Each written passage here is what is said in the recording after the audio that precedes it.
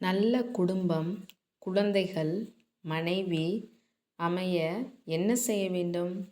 நல்லது நினச்சா போதும். எல்லாரும் நல்லா இருக்கணும். அப்படி நினைத்தாலே போதும். நம்மளும் நம்ம குடும்பமும் நல்லா இருப்போங்க. நோய் நொடிகள் இல்லாமல் மகிழ்ச்சியான வாழ்க்கை கிடைக்க வேண்டும். உலகில் வாழும் அனைத்து உயிர்களுக்கும் உணவு கிடைக்க வேண்டும். மனிதனா வாழ்கிறதுக்கு அடிப்படை என்னங்க? உணவு, உடை, இருப்பிடம். இது மூணுமே எல்லா மனிதர்களுக்கும் கிடைக்க வேண்டும்.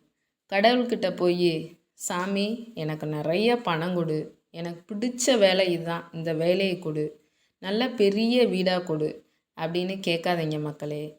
நல்ல நிம்மதியை கொடு பகவானே, நிம்மதியை கொடுங்க கடவுளே, நிம்மதியான வாழ்க்கையை கொடுங்க கடவுளே, நிம்மதியான தூக்கத்தை கொடுங்கன்னு கேளுங்க. அதுலேயே உங்களுக்கு எல்லாமே கிடச்சிடும். ஏன்னா நிம்மதி இருந்தால் தான் நம்ம சந்தோஷமாக தூக்கமே வரும்.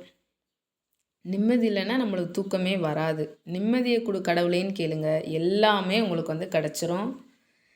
இதை வேண்டுனாலே போதும், எல்லாமே உங்களுக்கு கிடச்சிரும். நம்ம எந்த குலத்தில் யாருக்கு குழந்தைய நம்ம பிறந்திருக்கோம், யார் நம்மளோட அப்பா அம்மா, நம்மளோட கடமை என்ன அப்படின்றத தெரிஞ்சாலே போதும். இந்த நான் யார் அப்படின்ற கேள்வி வந்துட்டாலே நம்ம எந்த தப்புமே செய்ய மாட்டோம். நம்ம பெற்றவங்கள நல்லா பார்த்துக்கிட்டோம்னா நாம் பெற்ற பிள்ளைங்க நம்மளை பார்த்துக்கிறோம். நம்ம நல்லாவே இருப்போம்.